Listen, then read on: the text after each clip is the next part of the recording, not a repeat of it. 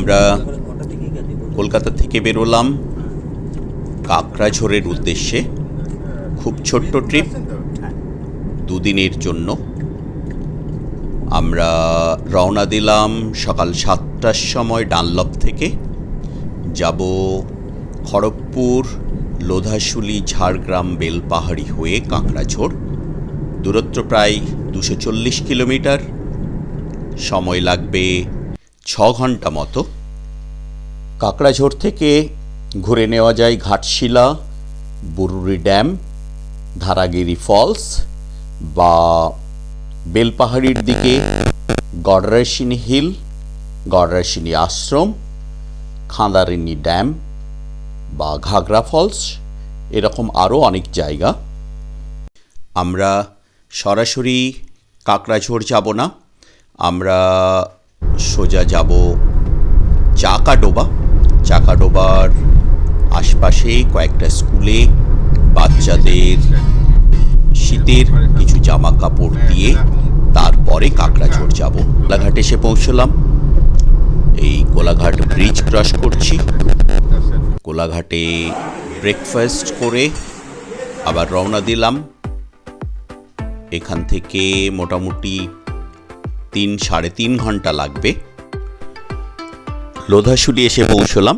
এখান থেকে হাইওয়ে ছেড়ে আমরা ডান দিকে ঝাড়গ্রামের রাস্তা ধরব। এখান থেকে ঝাড়গ্রাম 16 কিলোমিটার। পুরো রাস্তাটায় অসাধারণ, পুরোটা জঙ্গলের ভেতর দিয়ে। আমরা ঝাড়গ্রাম থেকে বিনপুর, শিলদা, বেলপাহাড়ি হয়ে কাকড়াঝোড়ের রাস্তা ধরলাম। এই বেলপাহাড়ির জঙ্গল, অসাধারণ সুন্দর রাস্তা, দুপাশের জঙ্গলও অসাধারণ।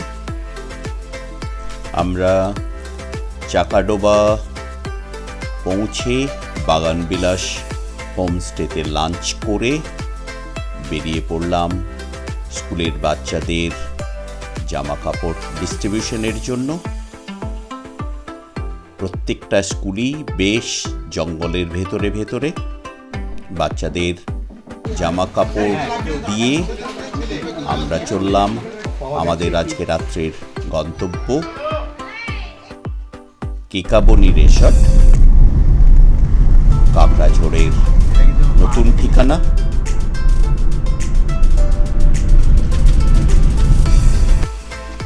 আমরা যখন কেকাবনি রিসর্টে পৌঁছলাম তখন সন্ধে নেমে এসেছে, আর কেকাবনি রিসর্টের চতুর্দিকে আলো জ্বলে উঠেছে।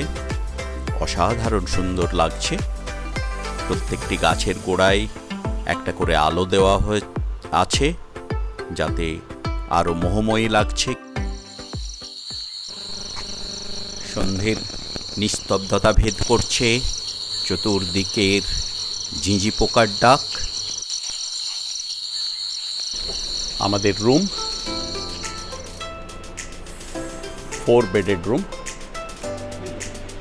সাধারণ সুন্দর করে সাজানো দুটো রুম। এসি আছে, ওয়াইফাই কানেকশন আছে, টেলিফোন, সুন্দর করে বসার জায়গা, চেয়ার, ওয়ার্ড্রোব, অনেক বড় টিভি, পাশে বাথরুম।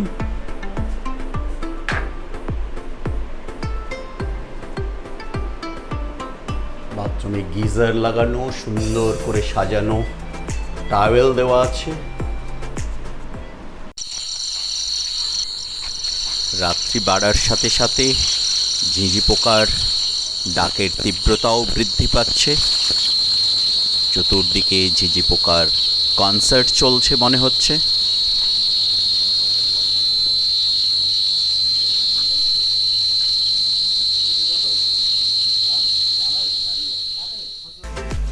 পরের দিন সকালবেলায় কেকাবনি রিসর্ট থেকে বেরোলাম ঘাটশিলার উদ্দেশ্যে। বুরুডি ড্যাম আর ধারাগিরি ফলস দেখে নেওয়ার ইচ্ছে আছে। কাকড়াঝোড় গ্রাম, ছোট্ট গ্রাম। এখানে আগে খালি একটাই অ্যাকোমোডেশন ছিল, মাহাতো লজ। এখন অনেক থাকার ব্যবস্থা হয়ে গেছে। এইখান থেকে বাস চলে কাকড়াঝোড় থেকে বেলপাহাড়ি পর্যন্ত।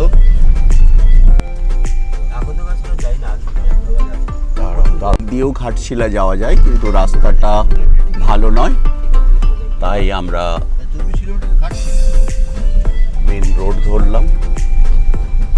এই সামনে মাহাতো লজ, এটাই একমাত্র ডেস্টিনেশন ছিল কাকড়াঝোড়ে আসার, থাকার জায়গা।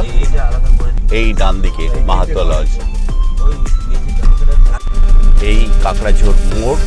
আমরা ডান দিক থেকে কালকে এসেছিলাম চাকাডোবা থেকে। আমরা বুরুডি যাব কাকড়াঝোড় থেকে আমলাশোল হুড়লুং হয়ে। এই আমলাশোল গ্রাম, এখান থেকে বাঁদিকের রাস্তা ধরে হুড়লুং পর্যন্ত 7 কিলোমিটার রাস্তা। রাস্তার কন্ডিশন খুব একটা ভালো না, গ্রামের ভেতরের ছোট রাস্তা। হুড়লুংয়ে গিয়ে আমরা ভালো রাস্তা পাবো। হুড়লুং এসে পৌঁছলাম। হুড়লুং থেকে ভালো রাস্তা। জামশেদপুর 63 কিলোমিটার, ঘাটশিলা 18 কিলোমিটার এখান থেকে। Ghatshila 16 kilometre, Baharagora 58, Jamshedpur 64 kilometre.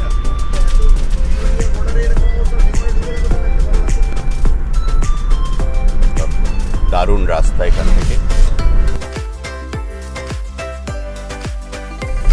আমরা জ্যাংগোড়া থেকে ডান দিকের রাস্তা ধরলাম বুরুডি যাওয়ার। বললো এটাই ভালো হবে, রাস্তা হয়তো তৈরি হচ্ছে বলে এইরকম অবস্থা। দেখা যাক রাস্তার অবস্থা কি হয়। এই রাস্তাটার দুই দিকে ভর্তি ফলের গাছ, কি দারুণ কনসেপ্ট। আম, জাম, কাঁঠাল, বিভিন্ন রকম ফলের গাছ রাস্তার দুই দিকে। পূর্ণাপানি ভিলেজ, গ্রামের নামটা খুব সুন্দর। ক্রস করে যাচ্ছি, এখান থেকে এখনো 4 কিলোমিটার বুরুডি ড্যাম। পুরো পাহাড় কুয়াশায় ঢাকা।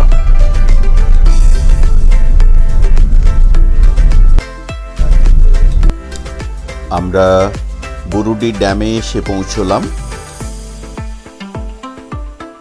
সূর্যের আলো একটু বেরিয়েছে। আমরা বুরুডি ড্যামে এসে পৌঁছেছি। উল্টো দিকে যদিও পাহাড়গুলো পুরো কুয়াশায় ঢাকা। কুয়াশাচ্ছন্ন বুরুডি ড্যাম আমরা দেখছি। সামনে মাছ ধরার জন্য জাল পাতা আছে। স্কুলের বাচ্চারা এসছে, দূর থেকে আওয়াজ পাওয়া যাচ্ছে। স্কুলের ছেলেমেয়েরা এক্সকারশনে এসেছে।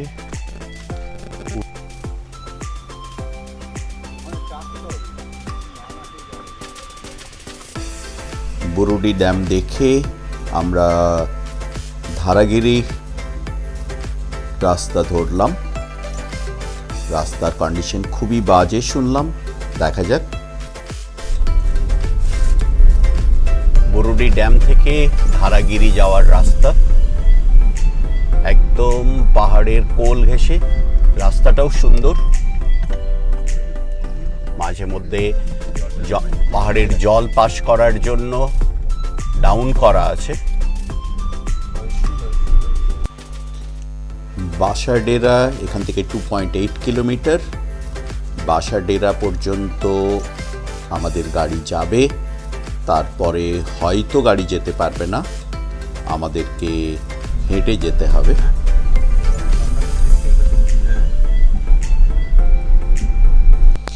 বাসাডেরার পর রাস্তার কন্ডিশন খুবই বাজে। আমরা হেঁটে চললাম ধারাগিরি দেখতে। ধারাগিরি যাওয়ার পথে আমার পথপ্রদর্শক বিশ্বনাথ, ও আমাকে রাস্তা দেখিয়ে নিয়ে যাবে।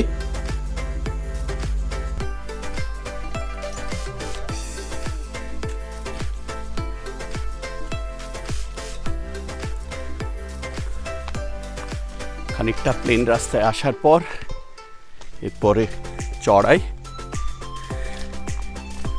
ছোট ছোট চায়ের দোকান টোকান করা আছে, এখনো খোলেনি। টুরিস্ট সিজনে বোধ হয় সকাল সকালই এরা খুলে যায়। ঝর্ণার একটা আওয়াজ আসছে। বর্ষাকালেও জল নেই মনে হচ্ছে খুব একটা। এই ধারাগিরির জল নিচে নেমে আসছে।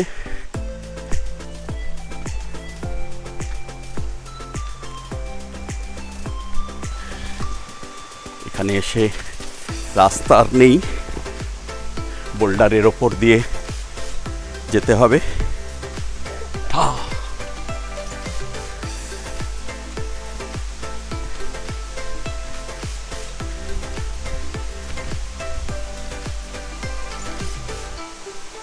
এই ধারাগিরি এসে পৌঁছলাম। বিশ্বনাথ দোলনায় বসে গেছে।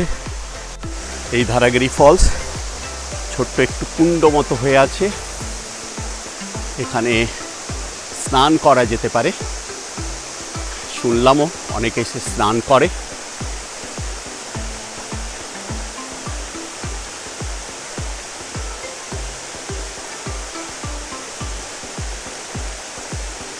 বিশ্বনাথ ছাড়াও আমাদের আরেকজন সাথী, বিশ্বনাথের পোষা কুকুর, সেও আমাদের সাথে সাথে এসেছে আমাদের গাইড হিসেবে।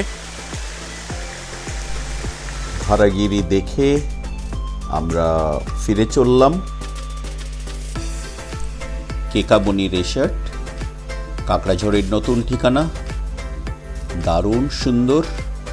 কালকে আমরা সন্ধেবেলায় এসেছিলাম, তাই ভালো করে ছবি তুলতে পারিনি।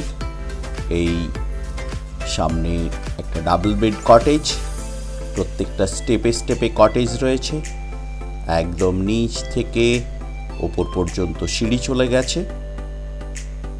এই আমরা একটা ডাবল বেড কটেজ দেখে নেব। একটা ডাবল বেড কটেজের ভাড়া 5,500 টাকা দুজনের জন্য, ইনক্লুডিং ফুড।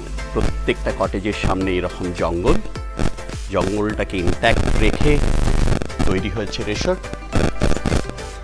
কটেজের বাইরে সুন্দর বসার ব্যবস্থা রয়েছে। এটা ডাবল বেড কটেজ, এসি রয়েছে, দুটো সিঙ্গেল চেয়ার রয়েছে। প্রত্যেক রুমের জন্য ইন্ডিভিজুয়াল ওয়াইফাই রাউটার আছে, ইন্টারকম টেলিফোন আছে। এখানে একটা ডাবল সোফা রয়েছে, কালার টিভি, ইলেকট্রিক কেটল, চায়ের সরঞ্জাম, প্রমাণ সাইজ ওয়ার্ড্রপ রয়েছে। আর এই বাথরুম,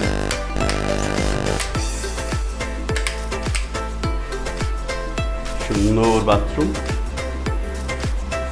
কমোড রয়েছে, গিজার রয়েছে, স্নানের আলাদা করে চেম্বার করা আছে, যাতে সিঁড়ি দিয়ে সোজা উপরে উঠে গেলে ওপরে রয়েছে 4টে লাক্সারি টেন্ট আর দুটো 4 বেড কটেজ। লাক্সারি টেন্টের ভাড়াও 5,500 টাকা দুজনের জন্য, খাওয়া থাকা সহ। আর 4 বেড কটেজে ভাড়া 8,500 টাকা চারজনের জন্য। এক্সট্রা পার্সন থাকলে 1750 টাকা এক্সট্রা পে করতে হবে। আমরা একটা টেন্ট এর ভেতরও দেখে নেব। খুব বয়স্ক লোকজন এলে এইখান পর্যন্ত গাড়ি ওঠানোর ব্যবস্থা আছে। নর্মালি পার্কিং নিচে, কিন্তু বয়স্ক লোকদের জন্যই এই একটা স্টেপ পর্যন্ত গাড়ি উঠে আসতে পারে।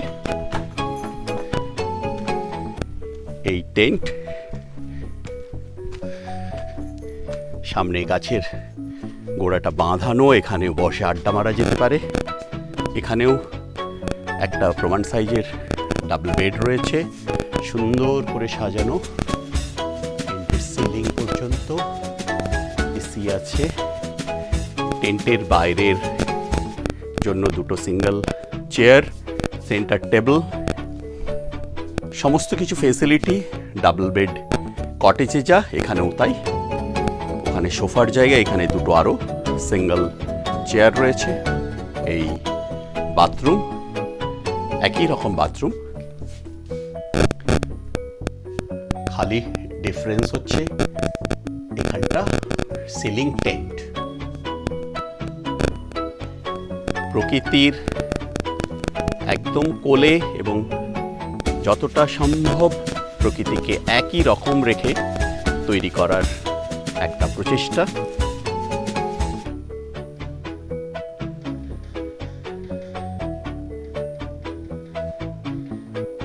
ডাইনিং কাম কনফারেন্স রুম প্লাস কিচেন, এরই নিচে একটা 7 বেডের ডরমিটরি রয়েছে, ডিজে জেনারেটর সেট রয়েছে, আর সবচেয়ে বড় জিনিস যেটা, চারদিকে পাহাড় ঘেরা, পাহাড় আর জঙ্গলে ঘেরা, অসাধারণ সুন্দর, একদম প্রকৃতির কোলে দু একটা দিন কাটিয়ে যাওয়ার জন্য খুব ভালো জায়গা। কাকড়াঝোড়ে এলে আমার মনে হয় কাকড়াঝোড়ের বেস্ট ডেস্টিনেশন কেকাবরে রিট্রিট হতে পারে।